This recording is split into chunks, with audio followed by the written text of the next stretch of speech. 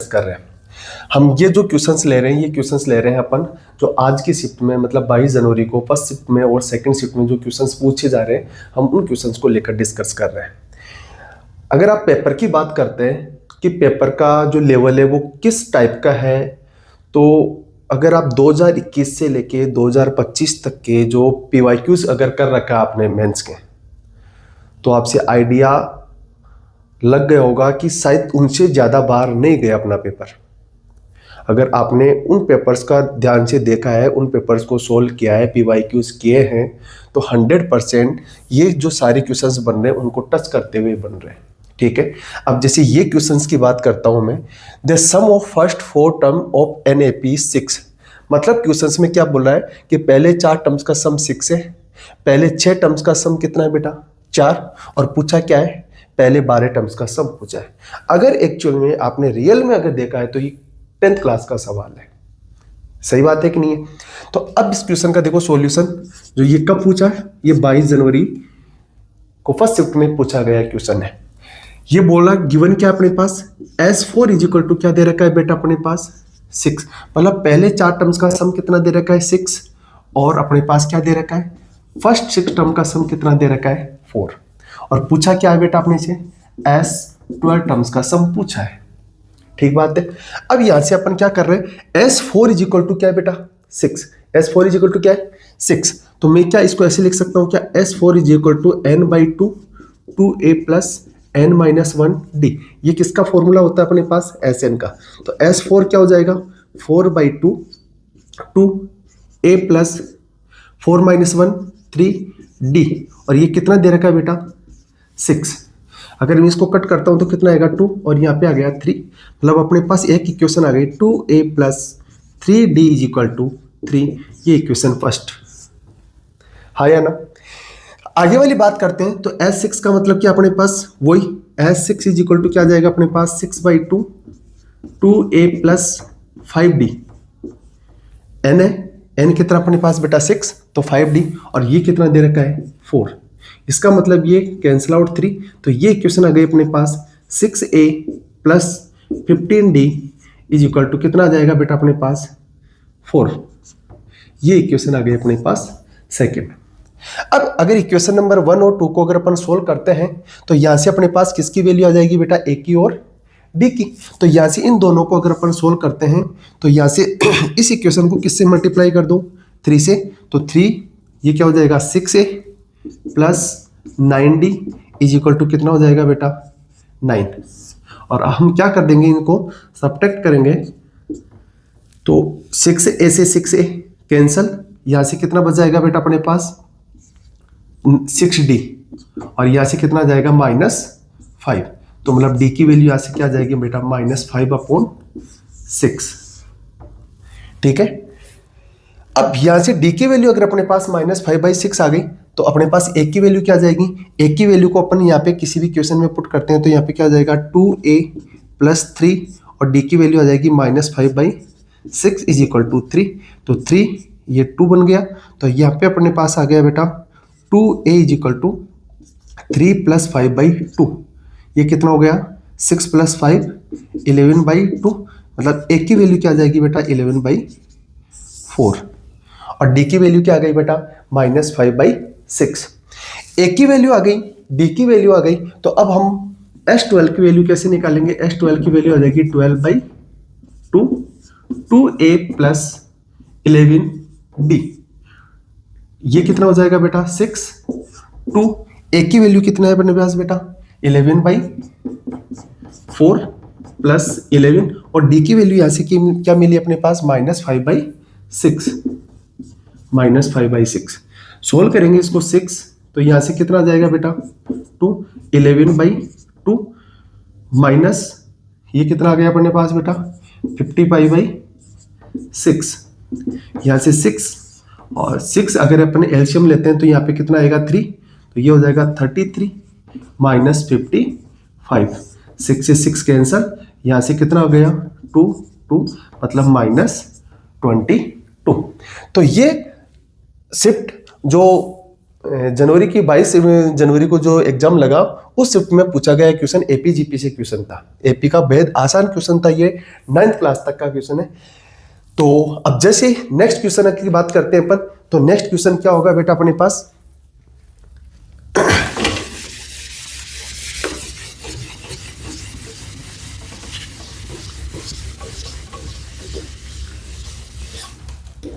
अगर अपन अगले क्वेश्चंस की बात करते हैं तो अगला क्वेश्चन कैसा पूछा गया है वो देखो आप बेटा।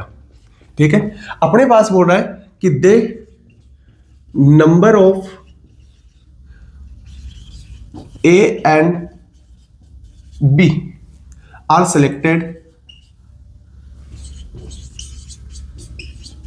selected from set 1 2 3 and so on 50। ठीक है, then find probability of A dot B is divisible by 3। अगला क्वेश्चन यही इसी शिफ्ट में पूछा गया है क्वेश्चन कि then number of A and B are selected from set A 1 2 3 and so on 50। मतलब 1 से लेके 50 तक अपने को ए और बी नंबर लिए हैं, और ये ए और बी का जो मल्टीप्लाई है वो किससे डिविजिबल होना चाहिए बेटा, 3 से डिविजिबल होना चाहिए। ठीक है, और कितने नंबर लिए अपने पास, 2 नंबर लिए, एक नंबर ए है और दूसरा नंबर बी है, और इन दोनों का मल्टीप्लाई किससे डिविजिबल होना चाहिए बेटा, 3 होना चाहिए। सेट क्या है बेटा अपने पास, 1 2 3 और 50। 1 से लेके 50 तक जितनी भी संख्या है उनमें से सबसे पहले वो संख्या छांट लो जो 3 से डिविजिबल है। ठीक है, जैसे मान लो कि D3 है जो 3 से डिविजिबल है। ठीक है, 3 से डिविजिबल कौन कौन से हो सकते हैं, 3 6 9 12 15 and so on. Last digit आएगी बेटा अपने पास 48। तो ऐसे अपने पास टोटल कितने नंबर आ जाएंगे, नंबर ऑफ D3 जो 3 से डिविजिबल है वो नंबर है अपने पास बेटा 16। अब 1 से लेके 50 तक अगर 16 नंबर 3 से डिविजिबल है तो एक बात बताओ बेटा, जो not divisible by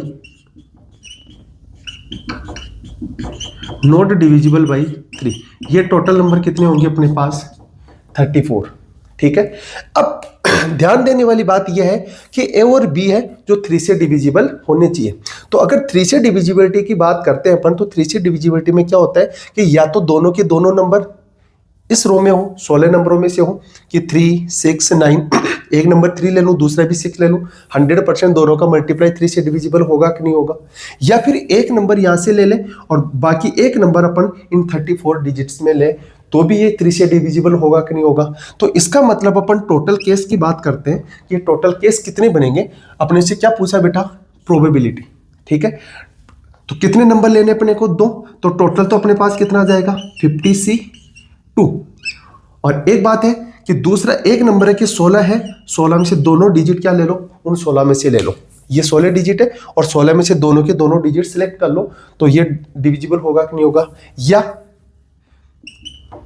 16C1 multiply 34C1 divide by 52C2।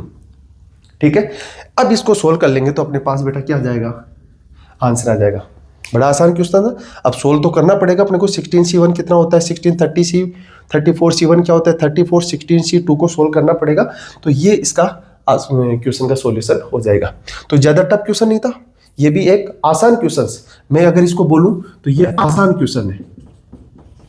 ठीक है, ये बिल्कुल इजी क्वेश्चन है, इजी क्वेश्चन की कैटेगरी में अपन उठाएंगे।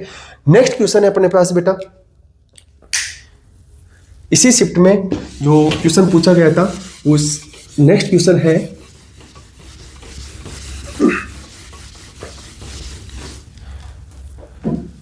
Find number of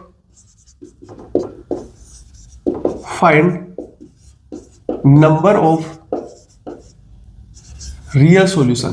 find number of real solution x plus 4 plus 3 x plus 2 प्लस 10 इक्वल टू 0।